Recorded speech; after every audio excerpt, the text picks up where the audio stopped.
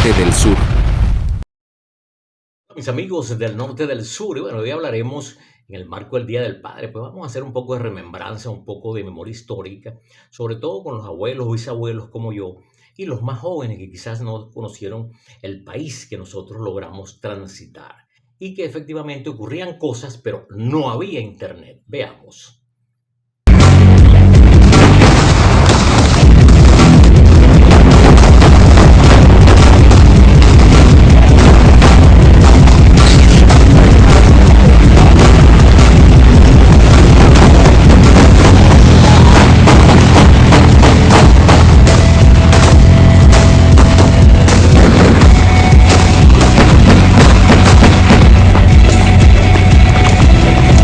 Que es real que las personas que salían dando la cara después eran buscadas, les allanaban su casa. En las huelgas en la Universidad Central, en Plaza Venezuela, en Las Tres Gracias, en Puente Bárbula, en Carabobo, en la avenida Don Tulio frente a Medicina e Ingeniería en Mérida.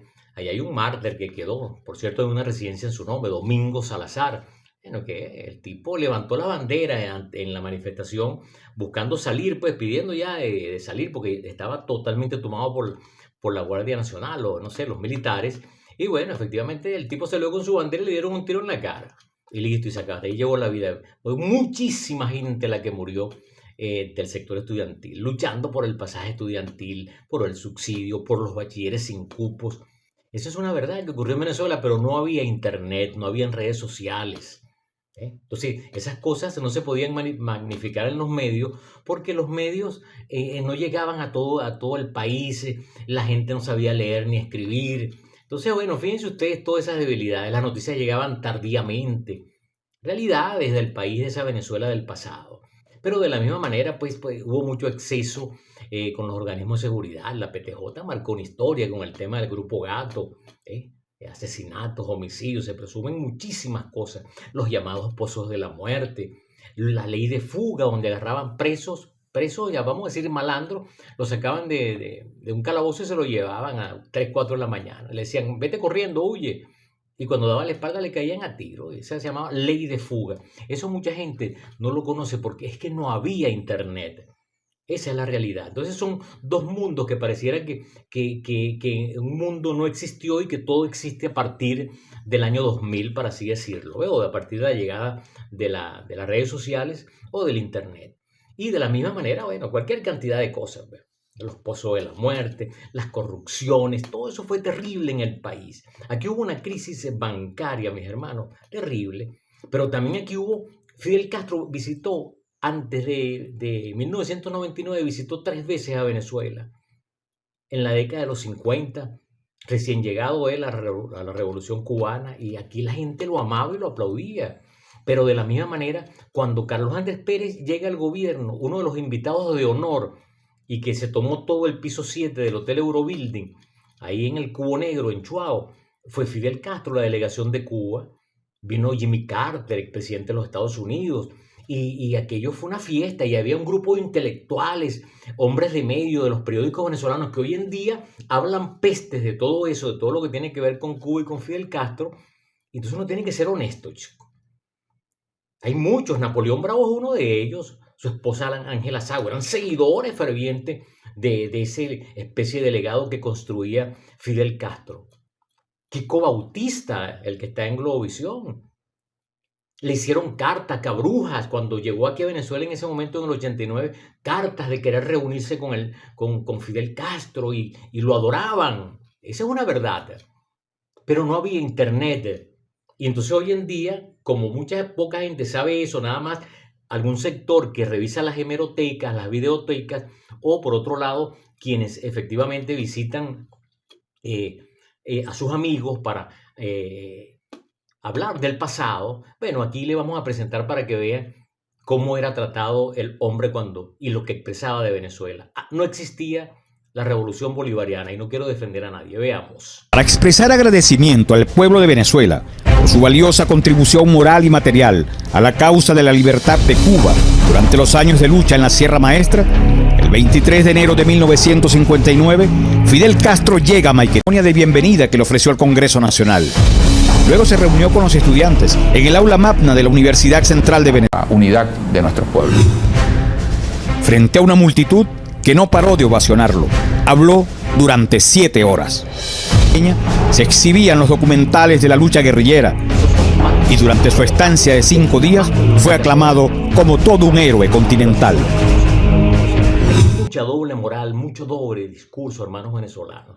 Y como no había internet, no había en redes sociales, como dice pues este contenido, es indudable que hay gente que cree que el mundo comenzó fue a partir de 1999 o del 2000. Entonces yo creo que también es responsabilidad de un hombre cercano a los 70 años decir las verdades de cómo eran parte de las cosas en el país. De que la corrupción no es nada nuevo, que el arremeter de la policía y de los organismos de seguridad no es nada nuevo, de que eso es parte del pasado. Yo creo que ellos generaron la escuela para que todo eso ocurriera. Y eso fue tan malo y tan terrible, dirían algunos, que por eso es que llega el presidente Chávez al gobierno, porque el pueblo se cansó en esos años de más de lo mismo. Entonces estas cosas hay que decirlo, y no hacernos los tontos, hacer mutis o darle espalda como que yo no sabía que eso había pasado en Venezuela, entendiéndose de que ciertamente no había internet. Bueno, aquí hubo una situación de la crisis financiera, donde más de 20 bancos se vinieron a la quiebra, y los ahorristas como Pedro, como Juan, como la señora Margarita, como la señora Glorita, que tenían cuentas en sus bancos por tonterías, perdieron sus ahorros. Ahora imagínense quienes tenían prestaciones sociales en esos años, perdieron con el Banco Latino, con toda la banca que se vino abajo, y recibieron auxilio del Estado, se les dieron fondos, y los tipos ni devolvieron el pago a los ahorristas y se llevaron los reales y se fueron del país. El presidente que si Vox izquierdo del provincial, Esteban Araujo era el presidente y dueño del Banco Metropolitano, yerno de Caldera. Y ese señor, bueno, se fue del país. Y a Caldera le preguntaron que si no iba a poner preso a Esteban Araujo, y Caldera dijo cómo iba a meter preso al padre de sus nietos, si eso era lo que ellos más adoraban y él adoraba a sus nietos. Mi respeto a sus memorias, pero eso son realidades. Veamos. En enero de 1994, los habitantes del que hasta hace poco consideraban como uno de los países más ricos del continente, reciben la noticia de que uno de sus bancos más grandes estaba insolvente, en bancarrota. La insolvencia de este banco, es decir, su falta de dinero para seguir operando y poder cumplir sus compromisos con los clientes, sería solo el comienzo, pues en los próximos meses también caerían más de 15 de los más en esos años. Ese Banco Latino, mis hermanos, tiene el origen en el nacimiento, en su origen en la década de los 70, al inicio, a raíz de la nacionalización que hizo Carlos Andrés Pérez en el país. Y bueno, efectivamente, uno de los compromisos que había, y por eso dijo alguna vez en su libro La nacionalización chucuta, dijo Alfredo Tarre Murci en un libro, bueno, había que cumplir los lapsos que venían desde los tiempos de Medina Angarita para extinguir la concesión de las petroleras aquí en el país, de la explotación petrolera.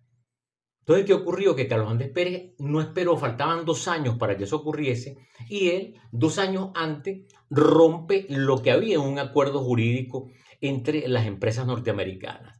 Y bueno, las empresas norteamericanas efectivamente tenían que, como el Estado era el que estaba en este sentido, pues rompiendo el marco jurídico de lo que se había firmado en los tiempos de Medina Angarita, bueno, esta gente agarró y por el hecho, por ejemplo, de no estar solventes con el pago del Ministerio de Hacienda, era creo que Pedro Tinoco el ministro, y en este sentido el presidente, el ministro de Hacienda.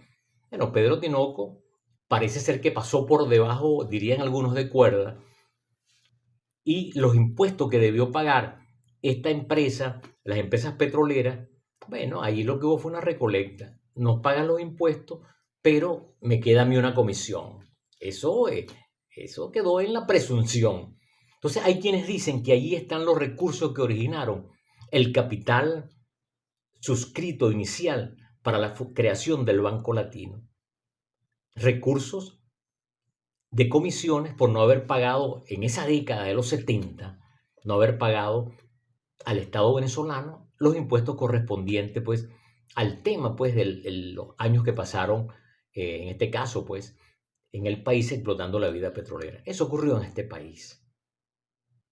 Pero así son las cosas. Entonces, hoy, Día del Padre, yo quería que un poco refrescar la memoria histórica de los viejos como este servidor, pero también de los padres más jóvenes que piensan que la vida comenzó a partir del año 2000. Lo que ocurre era, mis hermanos, sobre todo a los más jóvenes, que no había internet. Me despido hasta una nueva edición y será pues hasta una nueva oportunidad. Gracias por los likes, gracias por las suscripciones que siempre las recibimos con mucho cariño y respeto. Y bueno, los comentarios para ser devueltos de manera recíproca, siempre con un mensaje de respeto. Jesús Marcano, al norte del sur.